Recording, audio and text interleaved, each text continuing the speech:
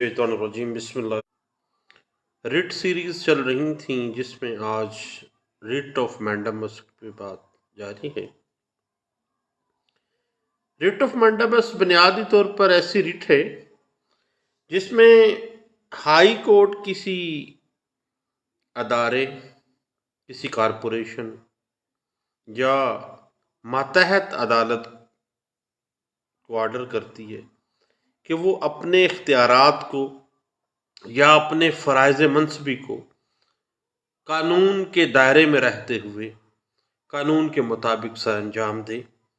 और अपनी इख्तियारात और फ़राइज़ में किसी किस्म की कोई गफलत या कोताही ना करे।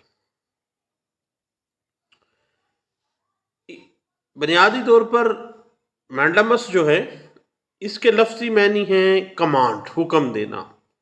कि अपने आप में रहो, अपने दायरे में रहो। अगर हम इसकी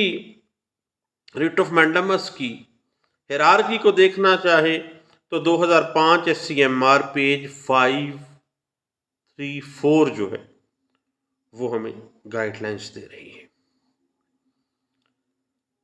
उसके बाद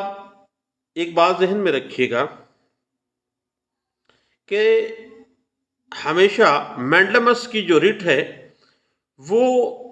स्पेशल सर्कमस्टांसिस के अंदर किसी मातहत अदालत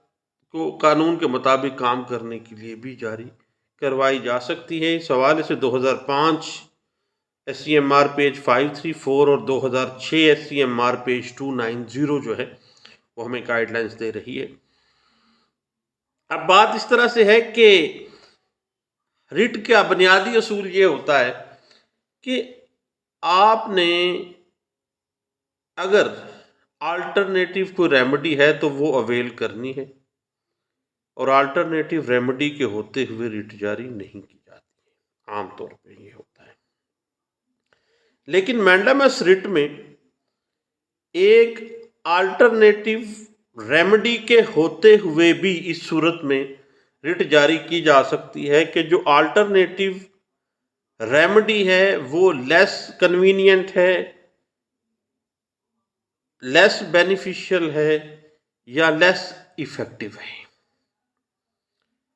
और रिट ऑफ मैंडामस जो है ये फौरी इफेक्टिव रेमेडी सामने आती है अल्टरनेटिव रेमेडीज के होते हुए भी। इस हवाले से 2005 SCMR पेज 534 जो है ये हमें कुछ गाइडलाइंस दे देती है। उसके बाद साहिब एक बात ज़हन में रखिएगा कि अगर हम अल्टरनेटिव रेमेडीज़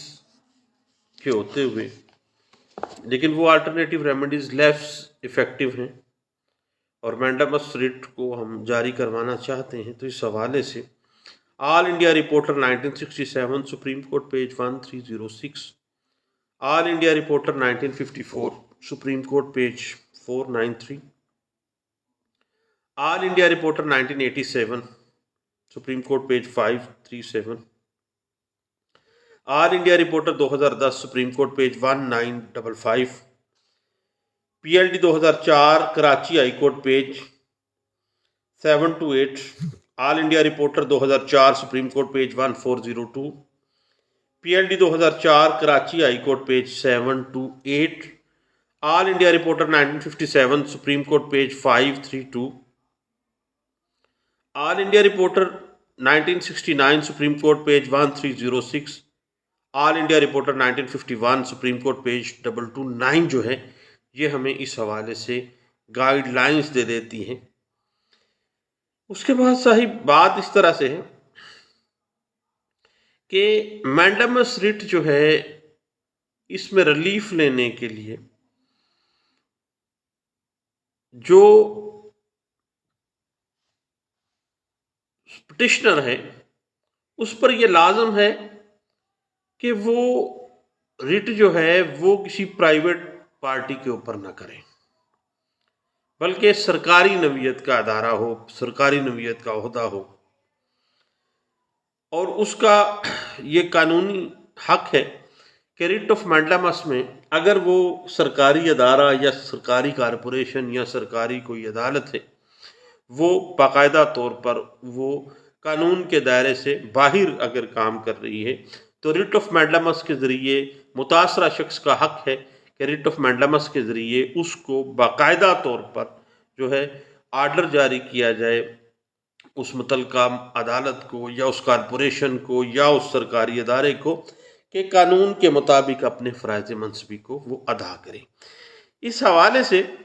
جو all India reporter 1966 supreme court page 81 اور all India reporter 2002 supreme court page 1598 ہے، اور اس پہ اوپر اگر آپ مزید کچھ دیکھنا چاہتے ہیں تو all India reporter 2005 supreme court page 3202 ہے، اور all India reporter 1987 supreme court page 537 ہے، اور اسی حوالے سے P L D 2009 supreme court page 644 جو ہے وہ اس حوالے سے کچھ گائیڈ لائنز دے دیتا ہے۔ اور صاحب یہ یاد رکھیے گا کہ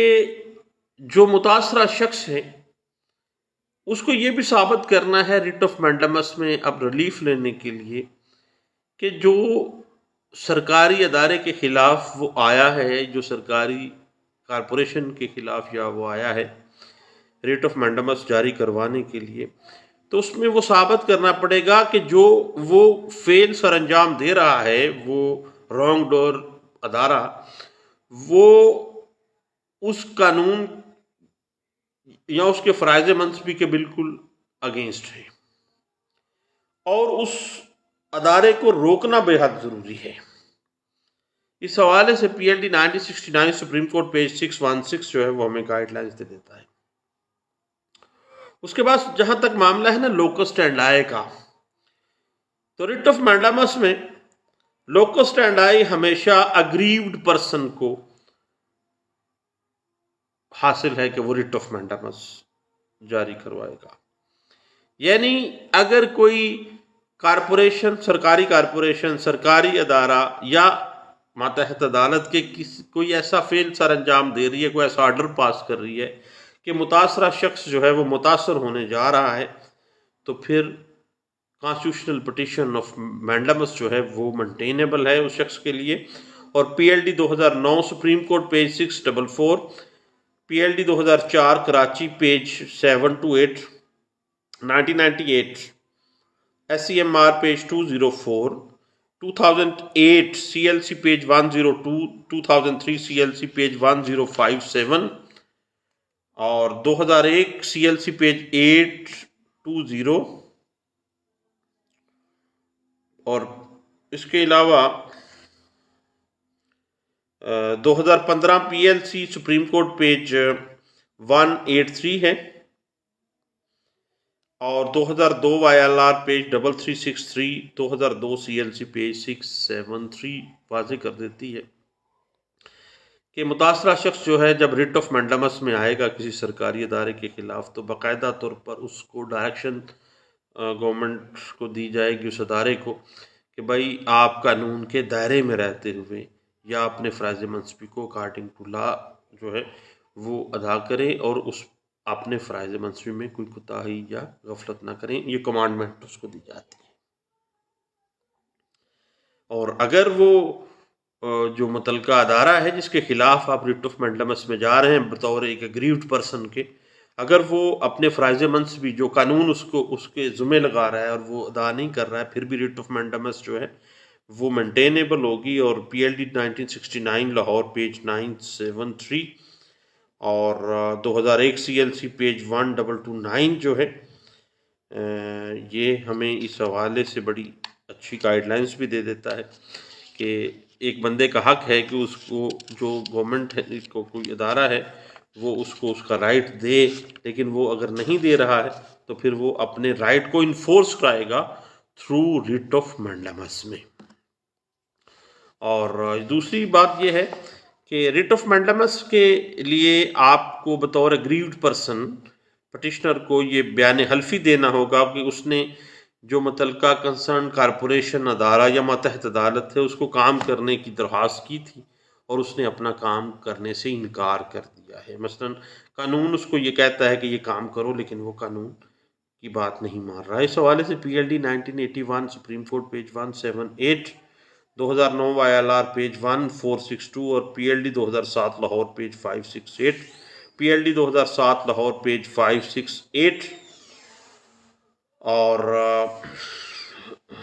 پی ایل ڈی 2006 لاہور پیج 789 ہے، P L D 2009 supreme court page 406 اور 2006 سی ایل ڈی پیج 674 جو ہے وہ اس بات پہ ہمیں گائیڈ لائنز دے دیتا ہے. اور یہ بات ذہن میں رکھیے گا کہ ریٹ آف مینڈمس کو جاری کروانے کے لیے ایک گریوڈ پرسن کو یہ لازمی ثابت کرنا پڑے گا کہ اس کے جو قانونی، آئینی